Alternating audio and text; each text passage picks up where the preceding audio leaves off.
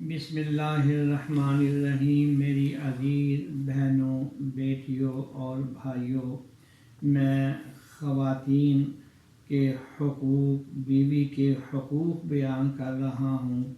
آج حدیث نمبر 25 آپ کو سناتا ہوں کہ جس میں حضرت صلی اللہ علیہ وسلم نے فرمایا، عورتوں کے حقوق میں بھلائی کرنے کی غرض سے میری وصیت قبول کرو، میری بات سن لو، قبول کرو اور عمل کرو کہ اپنی بیگمات کے ساتھ جو ہے ان کے حقوق کی ادائیگی میں ان کا خوب خیال رکھو۔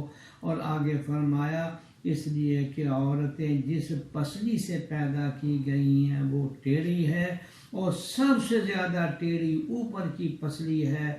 پس اگر تو اس پسلی کو سیدھا کرنا چاہے گا تو وہ ٹوٹ جائے گی، اور اگر اس کے حال پر چھوڑ دے گا تو وہ ہمیشہ ٹیڑھی رہے گی۔ پس تم عورتوں کے حقوق کے سلسلے میں میری وصیت قبول کرو۔ یہ بخاری اور مسلم شریف کی روایت ہے۔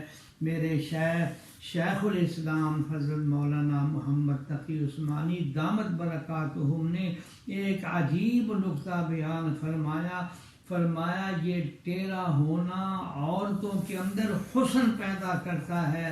جیسے آپ عید کا پہلی تاریخ کا چاند دیکھیں تو وہ سیدھا ڈنڈے کی طرح نہیں ہوتا، لاٹھی کی طرح نہیں ہوتا، ٹیڑھا ہوتا ہے، اور کس قدر لوگ اس کو دیکھ کر خوش ہوتے ہیں، اور اگر وہ بالکل سیدھا ہو تو قطعاً خوشی نہ ہوگی۔ تو فرمایا اسی طرح ان کے ٹیڑھے پن کے اندر بھی اللہ نے حسن رکھا ہوا ہے۔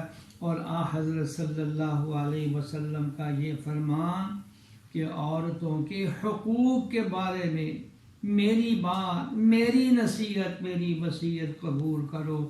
اللہ ہمیں قدر کرنے کی، گھر والوں کی، یا اللہ ہمیں خدمت کرنے کی اور ان کی دل جوئی کی بھی اللہ ہمیں توفیق عطا فرمائے۔ آمین یا رب العالمین۔